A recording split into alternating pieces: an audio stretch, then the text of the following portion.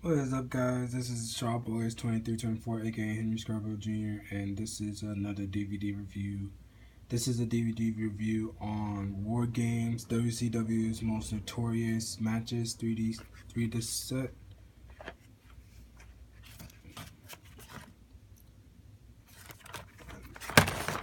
Oops.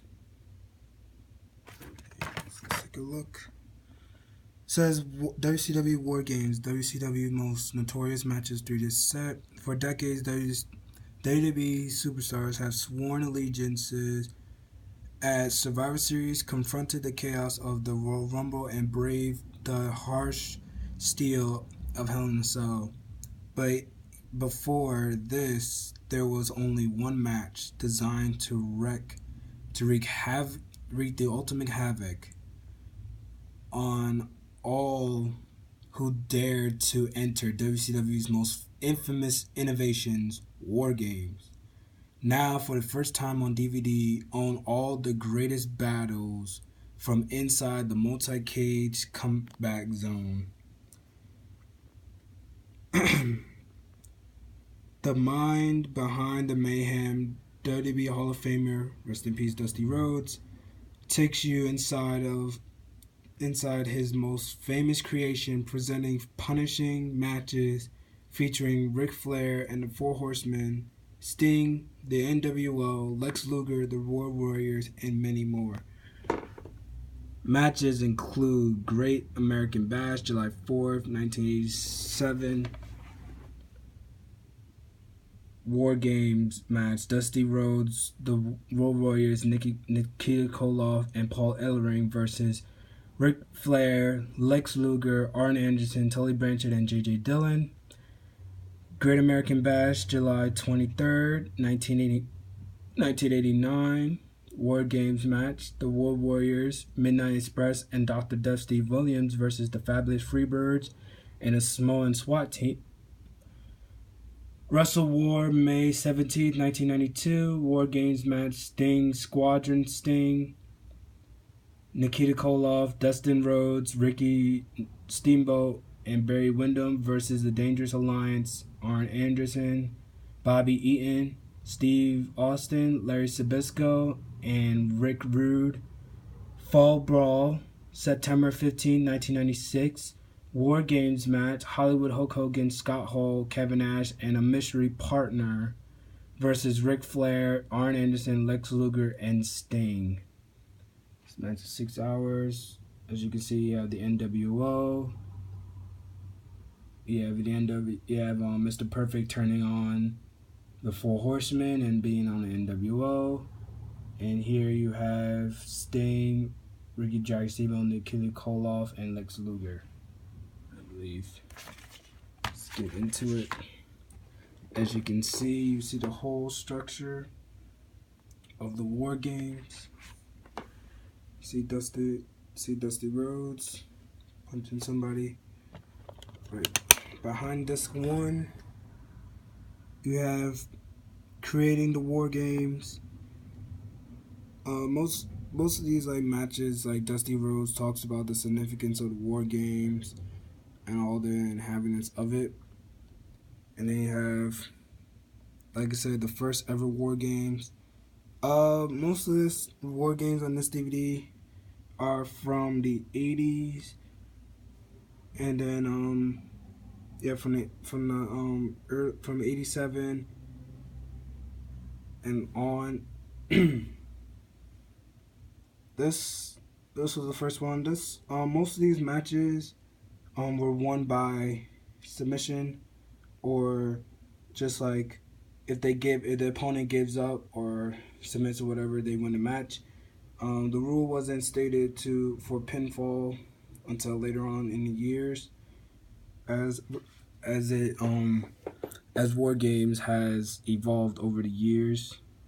Overall, the first match was pretty good. I think the baby faces have won, and then you have the Great American Bash tour, how almost every year, or during the month of July, they had a War Games it ended in War Games with all like the rivalries up to that point. Yeah, the second match of the War Warriors, Dusty Rhodes and Kid Koloff, Paul Ellering versus Ric Flair, Lex Luger, Arn Anderson, Tully Blanchard, and the War Machine. Most of the matches are really, really good. Very, very bloody, I will say, in these matches. But overall, these are really, really pretty good. A different type of animal. It was a whole, like, another beast by that point in terms of, like, the War Games and how it evolved. The War Warriors, Dr. Death, Steve Williams, Ron Garvin, and Jimmy Garvin versus Kevin Sullivan, Mike Rotunda, Al Perez, and Russian assassin Ivan Koloff. Great American Bash, July 10th, 1988. Again, these are good matches, great matches. Can't really complain about it. It's just some of the 80s matches was just like not boring, but it's just like it's just eh. I think like the ones that I remember, or at least the ones from like very bloody like history, were from like the 90s, and like especially during like the 96 all the way up to like the 2000s, where like the NWO came in, were first formed. So overall, it's a good match. Dusty Rhodes, Lex Luger, Nikita Koloff, Dr.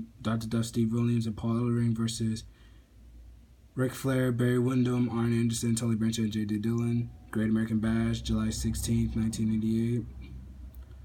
Overall, it's like these are just like good matches. I guess they had them like at least like once or twice a year in like the same months, which is insane. And more power to these guys who with taking that, because like man, that would never happen in this stage in WWE and now anytime soon. Live events, like these are mostly like live events. These were not like taped events. The Road Warriors, the Midnight Express, and Dr. Death, Steve Williams versus the Fabulous Freebirds and the Small and SWAT Team. Great American Bash, July 23rd, 1989. It was an alright match. Not the best one on this DVD, but overall, can't really complain. My favorite disc was probably is disc 3. Kind of is disc 2 a little bit though, but disc 3 is probably one of my favorites. But like overall, disc 1 is not that bad at all. Should we get to the other side? The third disc portion broke when I got it, so yeah. And then it says getting replaced. Basically what happened was the original was made like bigger, stronger, whatever. Ric Flair, Sid Vicious, Barry Windham, and Larry Zbyszko versus Sting, Brian Pillman, and the Steiner Brothers. Wrestle War, February 24th, 1991. This was a good, decent match. Yeah, Sting was on fire during this match. I can tell you that. Like most of these where Sting was in the match, he was really, really on fire. Like I will say that. I guess like the talent changed, how like the talent evolved and gotten younger. Like you had Sting Squadron, Sting, Nikita Koloff, Dustin Rhodes, Ricky the Dragon Steamboat, and Barry Windham versus the Dangerous Alliance, Arn Anderson, Bob Eaton, Steve Austin, Larry Zbyszko, and Rick Rude. This was the match where, my God, this was the match where like Larry Zbyszko had hit his own teammate and cost them the match. Like being submitted by like the ring ropes and stuff. So like yeah, you got the Almighty Dollar. Overall, like talk just things I made a lot of money on. Sting, Davey Boy Smith, Dustin Rhodes, and the Shockmaster. Weird. Sid Vicious. I think that's Invader, if I'm not mistaken. I can't really see. And then Harlem Heat. Fall Brawl, I think that's October 1993. Sorry if I'm getting the dates wrong. It's just the way these things are placed. Oh, it says September on it, my bad. Overall, good match. Can't really complain about it too much. Dustin Rhodes is actually one of the first times his father and son had teamed up, and the Nasty Boys versus Terry Funk, Arn Anderson, Bunkhouse Buck, and Colonel Robert Parker. This Fall Ball, September 18, 1994. This was probably the most funniest match because like literally Robert Parker, as soon as he like fell or like got into the match, he literally like crapped himself. He crapped himself. He was wearing like an all white suit, and that joke was so like hearing the story. That has to be like that has to suck. But he went through the match, and he submitted because of that. But that joke was so funny, man. Like it's crazy. All right, get into disc 3. My favorite disc and the most memorable disc was Pride into the Product. Hulk Hogan, Macho Man Randy Savage, Lex Luger, and Sting versus Kamala, the Ugandan Giant, the Zodiac, the Shark, and Ming. Fall Brawl, September 17, 1995. I didn't care about this match at all. Glimmer. Oops. Glimmer of the Fire, Hulk Hogan. Basically, he's talking about like how he basically just like how Hulk Hogan turned on WCW and joined NWO, or formed NWO with Scott Hall and Kevin Nash, and a mystery partner, which ended up being fake Sting, versus Ric Flair, Arn Anderson, Lex Luger, and Sting. Sting wasn't really in this match. He came in and then like beat up everybody else and then just walked out because like they thought that they didn't believe him, but it was the real Sting, and Sting would never turn his back on WCW as everybody thought. And and Lex Luger submitted. This was at Fall Brawl, September 15th, 1996. Pulling out every stop. Told like pull all the stops, like submissions, whatever. This is Kevin Nash, Buff Bagwell, Six, and Conan versus Ric Flair, Steve and Michael, Chris Benoit, you shouldn't have your name, and Kurt Hennig. This is where Kurt Hennig turned on Four Horsemen at Fall Brawl, September 14, 1997. This was a very, very bloody match. They almost killed Ric Flair, bro. And that's why they had submitted. I think this was like the last time this rule was implemented, as the rest of them, as the next 2 or 3, it was you could win by pinfall. It was a good match, great story, great turn. The talent that made the War Games. Diamond Dallas Page, Roddy Piper, and the Warrior, Hulk Hogan, Stevie Ray and Bret Hart versus Kevin Nash, Sting, and Lex Luger. This is weird because it's like a 3-man type deal, and like you don't really know whose side who is on. But like this was a good match though too. I believe I talked about this in the NWO DVD or the WCW DVD, one of those two. That I reviewed. Make sure you check out that playlist. But overall, this is like good match. Diamond Dallas Page won. This is also a number 1 contenders match. Winner faces Goldberg at Halloween Havoc in 1998. Overall, it was like good match. The Warrior interfered like with the trap door that ended up killing not only ending British Bulldog's career, but actually killing him because of the injuries. So sad. And nobody really knew about the trapdoor either. Shame on WCW. The end of War Games. By the time it got to 2000, no one really cared, and it wasn't really the same as the 80s and early 90s.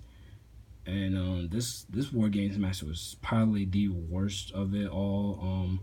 Had Sting, Booker T, Goldberg, Chronic versus Kevin Nash, Jeff Jarrett, Scott Steiner, and the Harris brothers Monday Nitro, September 4th, 2000. Probably weirdly the worst match on this DVD. Like, for real. Like, WCW 2000 sucked. I believe this was for the World Championship too, and they didn't even mention it on it, but no one cared. I don't even know who came in as champion. I guess Booker T came in as champion, and Kevin Nash walked out. Or I don't even know. It was all over the place. WCW was weird in 2000, but yeah, like overall, I wanted this DVD like a long time, and like I finally had got it, and this is probably like the best one. Well, not the best one, but like, you know, now since we have like War Games and on NXT, it's even like better. Like now WWE is bringing War Games back after so many years. Dusty also talks about how like because of War Games we have Hell in a Cell, we have Elimination Chamber, and how that evolved over the years as well. So like without War Games, we wouldn't have those type matches with like this with the cage and with the roof on top of it. Like War Games accomplished a lot and created a big milestone, and like is part of infamy and like famistry in the wrestling business as a whole. Props to these men who were in War Games. Yeah, because these were like very, very brutal, bloody matches, and the fans enjoyed it. Everybody enjoyed it, and overall, like, can't really complain about this DVD. It has all of the War Games matches anyway. So there's wasn't really any missing out. It's just like some of the early matches. It's just they were just like because like some of them, just like the people were in it, but like, you know. But overall, like they told great stories, and like some of them had like the Tower of Doom or something like that in the '80s one. I think the one with like the War Warriors where like everybody had like climb over the top or something. But like overall, it's not that bad though. But I would recommend it. Obviously, if you want this DVD, or you could like get it on Amazon, whatever, or watch it on the WWE Network. Overall, I recommend watching just for like history purposes, especially like hopefully we get a War Games match this year, or I think either this year or next year. Hopefully, well, next year probably. Alright guys, that's it from me. More videos to come in the future. Thank you guys for watching. Don't forget to subscribe, comment, like the video, turn on your notifications, and see you guys next time. Peace.